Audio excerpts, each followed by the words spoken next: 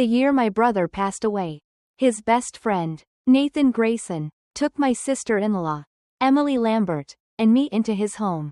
Nathan doted on me immensely, and everyone whispered that he had secretly been in love with me for years. Blushing, I believed it too, until the moment just before I planned to confess my feelings to Nathan. When I accidentally overheard his conversation with a friend. Nathan, you've had Emily living with you for so long now. Are you still going to keep pretending with that girl, Chloe Taylor? She really seems to have fallen for you. It's better this way, since I can't marry Emily anyway. At least I can care for her as a brother-in-law, without damaging her reputation or making things awkward for her. You're listening to Leaving It All Behind on HeartVoice. If you're enjoying the story, please leave a like and subscribe. So that's how it was. My heart shattered completely, and without hesitation, I submitted my application to teach in a remote town near the border. I didn't want to remain a dependent, stuck between him and Emily anymore. Standing quietly on the balcony, I glanced down at my phone notification confirming my teaching application had been accepted. Finally letting out a sigh of relief. But along with relief came an overwhelming sadness. I took a deep breath, forcing back tears that had somehow welled up. My friends called me from behind, saying everything was ready and urging me to join them quickly. Taking another deep breath, I suppressed my turmoil of emotions. Nathan had already been invited by my friends into the private room. When I walked in, he waved me over to sit next to him. Why is your nose red? Is the night wind too cold? As he spoke, he took off his coat, intending to drape it around me. In the dimly lit room, his gaze remained gentle and warm. Just as always, my friends shot teasing looks my way, urging me silently to seize this opportunity and confess. I said nothing, simply looking at him quietly. He smiled softly, watching me closely, and gently asked, "What's wrong? Did you want to tell me something?" Thinking of the words I'd overheard, my heart twisted painfully. I subtly avoided the coat he was trying to place on me. Standing up, I took a step back, forcing a smile and saying, "I participated in a piano competition yesterday and won the gold medal. So I invited you and my friends here to celebrate." My friends, who'd been about to yell, "Say yes," instantly swallowed their words, nearly choking in shock. Nathan's movement froze, slowly pulling back his hand, a complicated emotion flickering in his eyes. "Ah, Chloe, you've always been this outstanding." Later, my friends quietly leaned in to ask why I hadn't confessed. Did I have another plan? I shrugged, smiling faintly. I suddenly realized maybe I don't like him that much after all. Let's wait and see. They looked like they wanted to say something more but finally stayed silent. I knew they didn't believe me. They'd clearly seen how deeply I'd liked Nathan before. I noticed his every movement, every glance. Just a small show of concern or a smile from him could brighten my entire day. But whenever he frowned or grew distant, I'd torture myself for hours, asking my friends to analyze what I might have done wrong. In the past, all my happiness and sorrow revolved around him. But from now on, never again. Nathan held a cigarette between his slender fingers, the smoky haze obscuring his expression. His friend leaned closer, smiling teasingly. "That girl clearly intended to confess to you, but then backed out at the last moment." Nathan lowered his eyes, silent for a moment, then finally replied casually, "She's only 20, still young, still naive, there's no need to rush." His friend chuckled, amused. "Oh, but what if the girl stops liking you?" Nathan's hand paused while flicking the cigarette ash, a complicated look flashing through his eyes. "Then good. I won't have to deceive her feelings anymore." "Really? Sometimes I honestly wonder, do you like Emily or that girl? You might not realize it yourself, but in the past 2 years, the way you look at Emily has changed significantly. And as for that girl, well, think about it yourself." With that, his friend walked away, leaving Nathan standing motionless for a long time. I stepped out from the shadowed corner, and Nathan instantly extinguished the cigarette between his fingers. He smoked, but never in front of me. He once said, "You can't stand smoke. It's not good for your health." His care for me had always been meticulous in every little detail. Nathan was 9 years older than me. My late brother's closest friend. When my brother died, I was still very young. Nathan had brought me home and took exceptional care of me. Quietly, I grew up, and quietly, I fell deeply in love with him. But I always suppressed my feelings. I didn't know if he saw me as just a younger sister or if I meant something more to him. At 18, after getting drunk, I gathered my courage and asked him if he truly saw me only as a sister. He didn't answer directly, but I saw a deep tenderness in his eyes. I recognized that look clearly because I always looked at him in the same way. I was ecstatic beyond belief. From then on, our relationship grew even closer. Though we'd never kissed as lovers would. Whenever I lightly touched his fingers, he would tightly interlace his fingers with mine. Whenever I opened my arms towards him, he always embraced me tightly.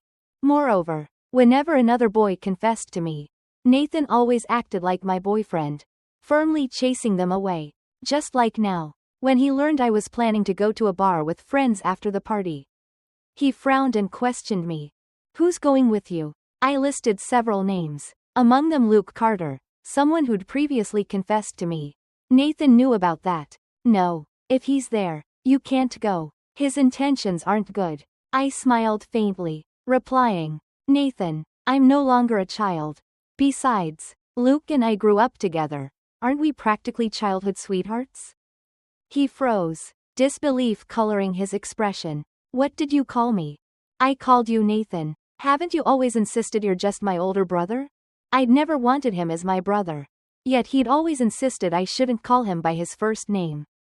Still, whenever I did, he responded naturally, just like how he always knew I liked him.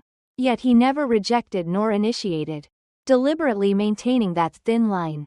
He quietly watched me laugh and cry over him. Now, I was doing exactly as he'd wished, returning to my role as a younger sister.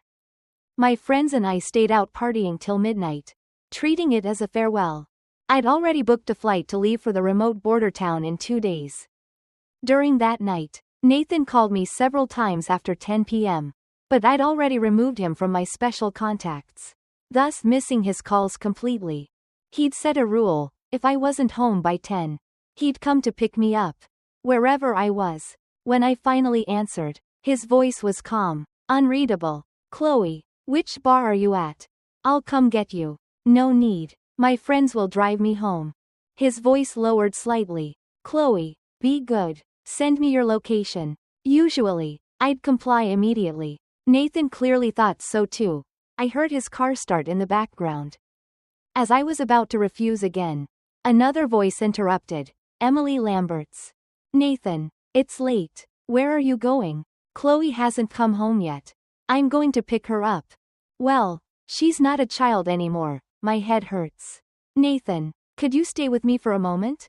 He hesitated briefly, then quietly replied, "All right." Without waiting further, I hung up. If Emily was involved, Nathan would put everything else aside. After midnight, I returned home. The lights were still bright. Seeing me, Nathan visibly relaxed, moving forward to embrace me. "Chloe, don't come home so late again. I'll worry." I stepped back slightly, my voice carrying mockery. "Nathan, I'm no longer a child. Even siblings should keep some distance." He frowned slightly, eyes flashing with surprise. Perhaps he'd forgotten that, no matter how close we'd been, the invisible barrier had never been broken. If not siblings, then what? Whether that barrier existed or not no longer mattered. I didn't say anything more, turning to head upstairs, indifferent to his lingering gaze behind me. As I passed by the music room, I noticed my piano was missing. Inside, housekeepers were rearranging furniture. She gave a faint smile, her voice cold and distant. "Chloe, did you say something to Nathan today? He seemed distracted all night waiting for you." In her eyes, I saw a barely concealed flash of jealousy and panic. I raised an eyebrow and replied indifferently, "Well, I was originally planning to confess to him." Her grip on my wrist suddenly tightened painfully. Instinctively, I shook her hand off. In the next instant, she suddenly spun around, crashing hard against the sharp corner of the piano. A harsh, discordant sound rang out as the keys slammed shut. "Nathan, Nathan." Help me. Chloe is angry, she pushed me. It hurts so much. I stood frozen, staring at her in disbelief. Hearing the commotion, Nathan rushed upstairs, immediately pulling Emily away from the piano and cradling her in his arms. Seeing the red bruises forming on her elbow and forehead, he glared at me with an unusually dark, cold expression. His voice was cutting. Have I spoiled you too much? No matter how angry you are, you shouldn't hurt Emily. She's already weak. Are you trying to kill her? His icy stare pierced my heart. My eyes immediately reddening, I stumbled back 2 steps, choking out my words. I didn't do it. She grabbed my wrist first. I just shook her off. I didn't push her at all. Nathan stared at me, deep disappointment filling his eyes. Chloe Taylor, you've truly disappointed me. Apologize to Emily yourself later. He didn't spare me another glance. Lifting Emily carefully and carrying her quickly to her room, he called the housekeeper to summon their private doctor immediately. His cold, disappointed eyes haunted me, echoing through my mind repeatedly. I never thought he held no trust for me whatsoever. Silent tears fell, hitting the floor quietly. In that very moment, I completely gave up. I returned to my room, pulled out my suitcase, and started packing. Initially, I'd planned to wait until after my birthday to leave. But now, staying even one more day had become meaningless. I changed my flight reservation, booking an early morning flight. The doctor had left, but Nathan stayed in Emily's room, carefully helping her apply medication. As I dragged my luggage past their door, slightly ajar, I heard Emily's voice. Nathan, actually, I've always known how you feel. Daniel's been gone for years now. Actually, we could. I curled my lips slightly, tightened my grip on the suitcase, and walked downstairs without hesitation. I no longer cared how Nathan would respond to Emily's confession. Inside the room, Emily kept her head lowered, hiding the anxiety in her eyes. But her tightly clenched fingers revealed her tension. After a long pause, Nathan's calm voice finally came. Let's talk about this later. Just focus on recovering first. Emily's fingers slowly relaxed, her already pale face turning even paler. She abruptly raised her head, her eyes watery, her voice tinged with frustration. Why, Nathan, I know you've loved me for years. Otherwise, why did you bring Chloe, the extra baggage, when you took me in? I know you did that for my reputation. But she's not extra baggage. Nathan's voice turned colder. Without waiting for Emily to continue, he added quietly, get some rest. Then he turned and left the room. Emily sat frozen, lowering her head again, her expression unreadable, only her pale fingers once more gripping tightly at the bedsheets. Nathan sat on the sofa, lost in thought for a long while, before finally heading toward my room. But when he arrived, he discovered I'd already left. The housekeeper checked the security cameras and confirmed I'd left with my suitcase. Sir, actually a worker moving the piano saw everything earlier. Miss Lambert fell on her own. Nathan was not surprised. He nodded calmly. I know, Chloe is a girl I've watched grow up. I understand her personality better than anyone. The housekeeper hesitated briefly, then asked carefully, then why did you treat her like that earlier? Nathan sighed softly, his tone a mix of frustration and barely perceptible irritation. She shouldn't have stayed out late tonight hanging around with Luke Carter. She needed a little lesson. The housekeeper mumbled quietly, but she wasn't just with Luke, there were several other friends there too. Nathan froze momentarily, silent for a long moment before responding. Forget it. Order another piano for her immediately. Deliver it tomorrow. Set up the new music room exactly like the old one. Only then did the housekeeper smile with relief and nod. Miss Chloe is easy to coax. Tomorrow's her birthday. When she sees the new piano, she'll definitely cheer up. Nathan's tightly knitted brows finally relaxed slightly, a faint smile appearing on his lips. I had returned to the old house I'd shared with my brother, intending to stay there temporarily overnight. But just moments after going upstairs, Nathan followed in his car and arrived at my doorstep. He leaned against the car, cigarette glowing red in the darkness between his fingers. Seeing me walk down, he immediately extinguished the cigarette. Chloe, let's forget what happened earlier. It's late, come home with me. I replied coldly. You might be able to forget. But I can't. I didn't do anything wrong. Once I move out, I'm never coming back. His brows furrowed again but quickly smoothed out. His voice softening. All right, you did nothing wrong. Just come home with me first. I stared at him, my gaze unwavering. First the stick, then the carrot. This method might have worked on the foolish girl who once loved him desperately. But now it was useless on me. I turned to leave. Nathan's expression shifted, and he instinctively grabbed my wrist again. Just as he was about to speak, his phone suddenly rang. Seeing his reaction, I instantly knew who was calling. Emily. Nathan, my wound feels infected. It hurts. Could you come home and check on me? Nathan hesitated, not replying immediately. Nathan? All right, I'll be home soon. Nathan looked at me, his voice carrying a trace of helplessness and tenderness. Chloe, if you won't come home with me tonight, then stay here for now. I'll pick you up tomorrow.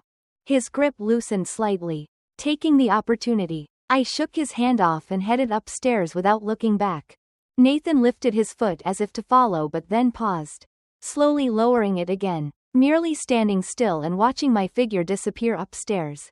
Only when I heard the sound of his car starting below did I realize he'd actually left. The next morning, as soon as Nathan woke up, his first thought was to pick me up and bring me home. He instructed the housekeeper, prepare everything at home exactly as I asked. Also, prepare lunch based on Chloe's preferences. Wait for her to confirm tonight's birthday party guest list when she's back. The housekeeper smiled and nodded. You're always thoughtful, sir. Miss Chloe always listens to you. When she sees everything you've prepared, she'll definitely forgive you. Nathan's tense expression finally eased. And before leaving, he stepped into the newly arranged music room. A new white piano stood in the center, arranged exactly like before. Recalling how I used to sit at the piano, a gentle smile unconsciously formed on his lips. But when he arrived at my apartment, he realized I wasn't there waiting for him. At the airport lounge, my phone rang. It was Nathan. Chloe, where are you? Why didn't you wait for me? The boarding announcement echoed loudly around me, clearly audible through the phone. He fell silent briefly, then slowly asked, You're at the airport? Where are you going? Why didn't you tell me? Today is your birthday. I already prepared everything. I interrupted him calmly. Nathan, even though you initially brought me home only because of Emily, I'm still grateful you took care of me all these years. I'm going to teach in a remote border town now. Even if I return later, I won't bother you and Emily anymore. His voice became hoarse, losing its usual calm. Did you overhear everything that day? Is that why you suddenly? He didn't finish, but I knew what he meant. Why I suddenly changed my mind about confessing. I smiled lightly, answering serenely, yes. Luckily, I didn't confess. Otherwise, you'd have to keep pretending to love me. Wouldn't that be exhausting? From now on, I don't want to be anyone's dependent. He clearly loved someone else yet pretended to love me. It was the greatest insult to my feelings. I no longer needed that love. All I wanted was to leave him and follow my own path. Chloe, you were never extra baggage. For the first time, his voice sounded desperate. Don't go. I still have things to tell you. Chloe, please wait. I'll be right there. I heard his car engine roar to life through the phone. His breathing rapid. Glancing up at the boarding schedule, I softly smiled with relief. I'm about to board. I hope we never meet again. Not waiting for his reply, I gently hung up. Nathan sped down the road frantically, repeatedly calling my number, receiving only the cold automated message. The number you've dialed cannot be reached. Bang. He slammed his hand against the steering wheel. His neatly combed hair fell chaotically, completely losing its usual composed demeanor. For the first time, Nathan fully realized I'd truly resolved to leave him and no longer loved him. I used to share every little thing with him. What I ate today, whom I went out with, which music piece I practiced, or the compliments my teacher gave me. I always told him everything. At times, Nathan thought I was too clingy, behaving like an immature child. But now that I had genuinely stopped clinging to him, his heart felt strangely empty. He realized, Once that girl was no longer attached to him. How profoundly unsettling it was. He wanted to rush out and find me immediately. But he was entangled by certain matters that he couldn't escape from quickly. His assistant discovered the accident was deliberately caused by Emily. But Nathan didn't pursue legal action against her. He merely demanded Emily move out of his home immediately, cutting all ties completely. Emily refused to leave. She sobbed dramatically, her tears falling like raindrops. Nathan, I only wanted to stop you that day. I didn't know you'd get hurt so badly. Didn't you love me? You took care of me for 10 years. And now you're suddenly kicking me out. What am I supposed to do? But Nathan remained cold and indifferent. Emily, stop making a scene. I never once confessed my love to you. In fact, in everyone's eyes, the one I've always liked has been Chloe. The reason I cared for you was purely because Daniel asked me to.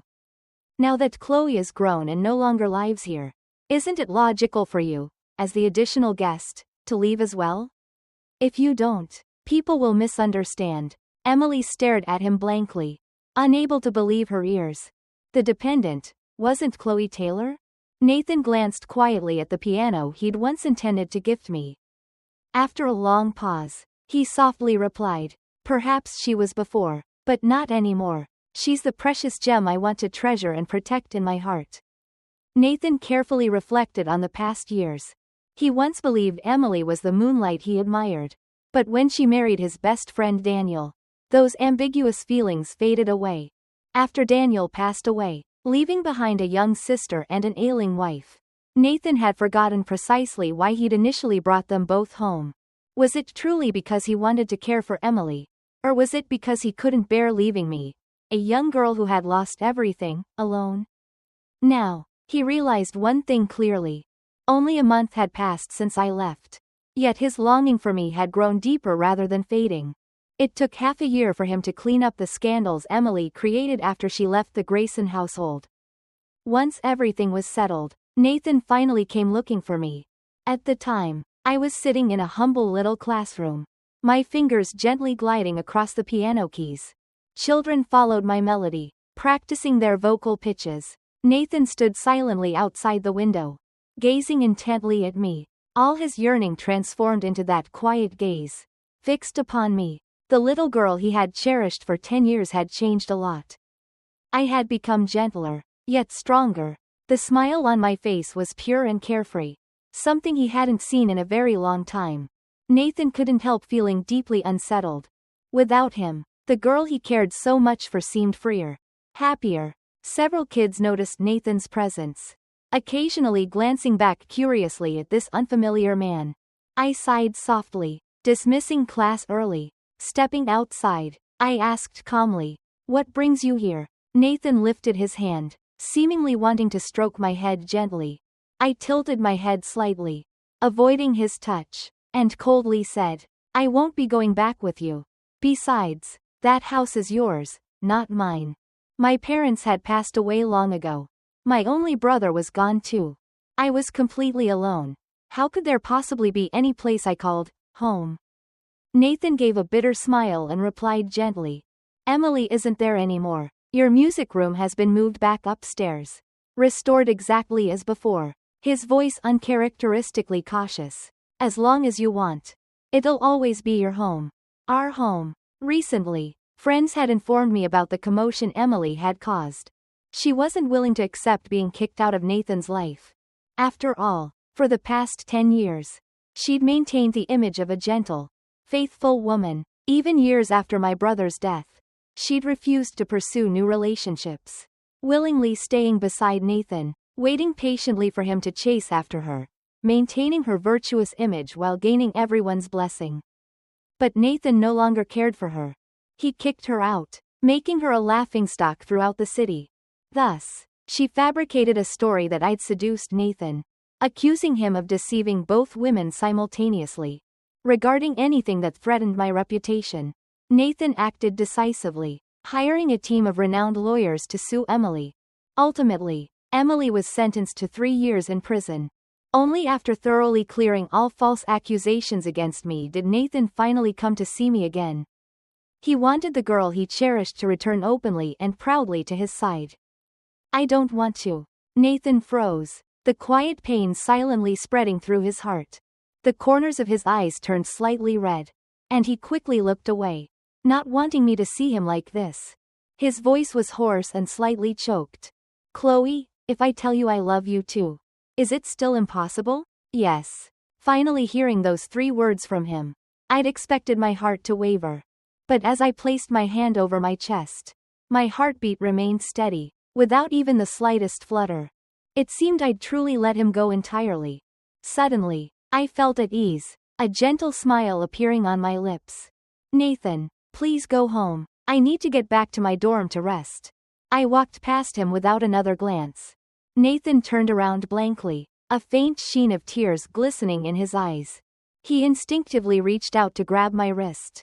Yet somehow, intentionally or unintentionally, my hand slipped past his grasp. He caught nothing but empty air. Nathan followed me quietly until I entered the dormitory. I never looked back, nor did my footsteps falter even slightly. Nathan understood clearly. I no longer cared about him at all. It meant he'd lost me forever. He stood outside all night, cigarette embers glowing dimly at his fingertips. The next morning, when I came downstairs, he was still there, countless cigarette butts scattered at his feet. Chloe, I'm sorry. I know it's all my fault. His voice was thick and raspy after a night of smoking. His normally neat hair had become disheveled from the night wind, stripping away his usual confident, steady demeanor. For the first time, Nathan appeared humble and desperate, almost pathetic. But I felt nothing. I only sighed softly. Nathan, if you truly feel sorry for me, please just go home. Don't stand here and disturb my classes. You being here like this makes things very difficult for me. Do you understand? With that, I walked away, leaving him alone, standing completely still. Eventually, Nathan boarded the plane home alone. He occasionally called or messaged me afterward. But honestly, it only annoyed me. We had nothing left to say to each other. Finally, I blocked his number. After that, he started writing letters to me, sending one each month. I never opened any of them. During holidays, I still returned to my hometown to meet up with old friends. But I never once went to see Nathan.